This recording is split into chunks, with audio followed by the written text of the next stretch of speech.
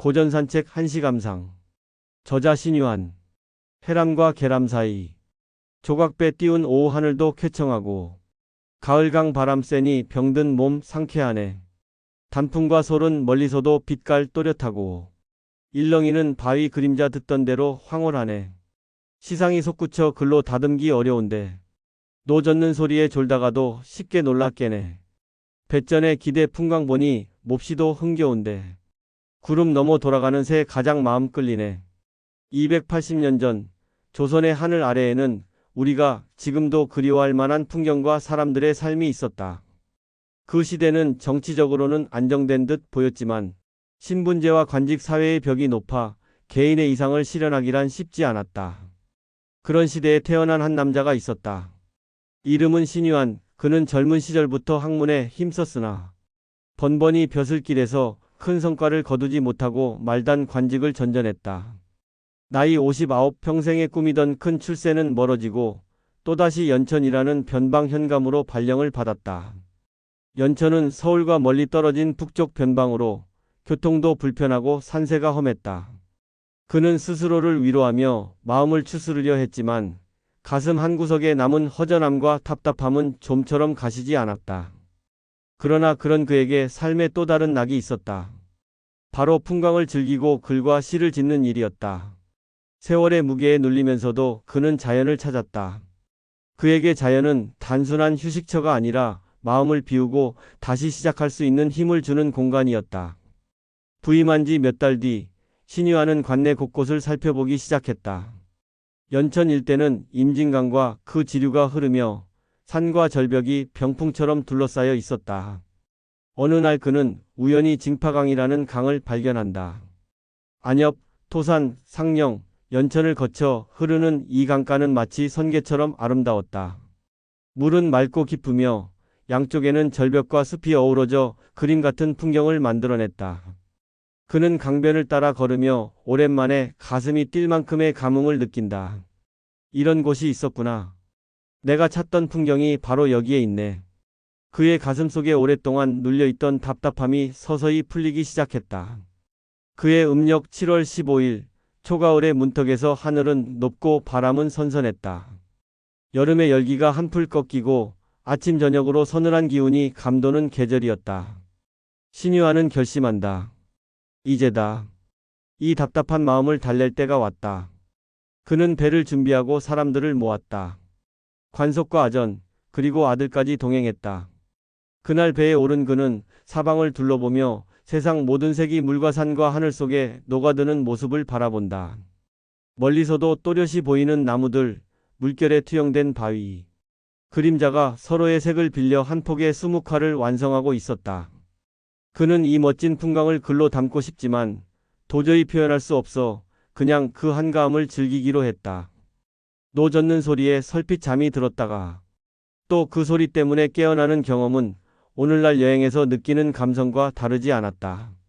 모든 풍광이 아름다웠지만 그의 마음을 가장 사로잡은 것은 하늘 위로 자유롭게 나는 새였다.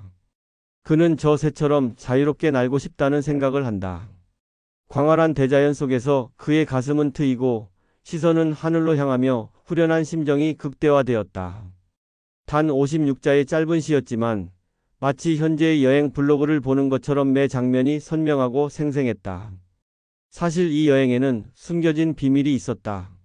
신유한이 가을 강에 배를 띄운 것은 바로 소동파의 유람을 따라한 것이었다. 중국의 대문호 소동파가 적벽에서 뱃놀이를 했듯이 그는 조선의 강에서 똑같이 해보고 싶었다. 소동파는 황주 유배 시절 7월과 10월에 장강의 적벽을 유람하며 불후의 명작 전적벽부와 후적벽부를 남겼다. 그 영향으로 조선에서도 7월 16일과 10월 15일에 뱃놀이하는 문화가 유행했고 전국 각지에서 배를 띄우고 술을 마시며 시를 읊었다. 임진강이 선택된 이유는 주상절리 때문이었다.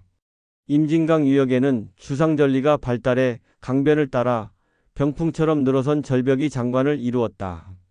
석양을 받은 절벽이 붉은 빛을 발하고 가을에는 돌단풍이 붉게 물들어 이 절벽을 적벽이라 불렀다. 소동파가 장강 적벽에서 조조를 떠올렸듯이 조선의 풍류객들은 임진강 절벽에서 소동파를 떠올렸다. 시에서는 호젓한 정치로 표현되었지만 실제로 이날 행차는 성대했다. 신유하는 아들을 대동했고 연천의 박천유와 그 자제들, 아전과 하인들까지 대거 동원되었다.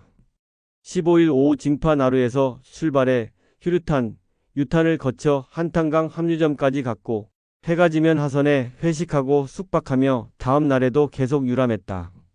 그야말로 1박 2일짜리 워크숍이었던 셈이다. 더 놀라운 것은 3년 뒤인 1742년 임술년 10월 15일에 후적벽부 재현이 이루어졌다는 점이다. 경기도 관찰사 홍경보가 관할 지역을 순력하면서 당대 최고의 인재들을 불러 모았다. 문장과 신유한, 화가 정선이 참여한 대규모 행사였다. 상령 우화정에서 출발해 연천 웅현에서 정박하며 정선은 이 장면을 우화등선, 웅현계람 두 작품으로 남겼고 신유한은 의적벽부라는 글로 기록했다. 59세 7월 보름에는 징파강 남쪽을 62세 10월 보름에는 북쪽을 유람하며 신유한은 소동파 적벽을 징파강에 재현하는 일에 진심이었다. 신유한은 해람과 계람이라는 특별한 단어로 여행의 본질을 표현했다. 닷줄을 풀어 출항하는 것을 해람이라 하고 닷줄을 메어 정박하는 것을 계람이라 한다. 모든 여행은 해람과 계람 사이의 항해다. 일상의 닷줄을 풀고 우연의 세계와 조우하다가 다시 일상의 닷줄을 내리고 필연의 세계로 복귀하는 것, 이것이 여행의 본질이라고 그는 생각했다. 생각해보면 우리 삶도 마찬가지다. 이상향의 바다를 향해 닷줄을 풀었다가 현실의 땅에 정박해 지난 항로를 점검하는 것, 그것이 바로 우리의 삶과 닮아 있다.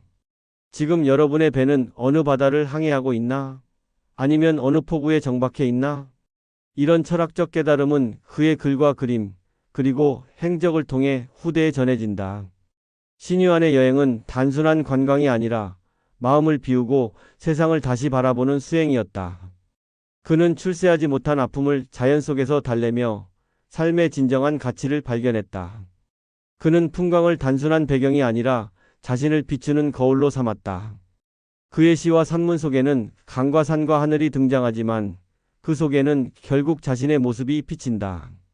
그래서 우리는 그의 글을 읽을 때 마치 우리의 마음을 들여다보는 듯한 느낌을 받는다. 280년 전의 이야기가 오늘날 우리의 삶과 무슨 상관이 있을까 싶지만 사실 우리는 여전히 비슷한 고민을 안고 살아간다. 일과 삶에 지쳐 마음이 답답하고 자유를 갈망하며 잠시라도 모든 것을 내려놓고 싶은 순간이 있다. 그럴 때 우리는 여행을 떠난다. 가까운 산책길이든 먼 해외여행이든 상관없다. 중요한 것은 일상의 닷줄을 풀고 새로운 세계와 만나는 것이다. 신유한처럼 그저 한강이나 동네 공원이라도 좋다. 중요한 것은 마음의 자세다. 풍경을 바라보며 내 마음을 들여다보는 시간, 그것이야말로 진짜 여행이다. 신유한의 이야기를 들어보니 280년이라는 시간이 전혀 멀게 느껴지지 않는다. 시대는 달라도 사람의 마음은 똑같다. 일상의 답답함, 자유에 대한 갈망, 아름다운 풍경 앞에서 느끼는 감동, 여행에서 얻는 위로와 깨달음. 모든 것이 지금의 우리와 같다. 오늘은 여러분도 신유한처럼 마음의 닷줄을 한번 풀어보자. 시원한 가을 바람과 밝은 달이 여러분의 항해를 응원할 것이다. 해람의 용기, 계람의 지혜, 이것이 280년 전 조선의 여행 마니아가 우리에게 남긴 메시지다. 이렇게 긴 이야기를 따라오다 보면 어느새 여러분도 그 시대의 강가에 서서 가을 바람을 맞는 기분이 들 것이다. 그 바람과 함께 우리의 마음도 조금은 가벼워질지 모른다.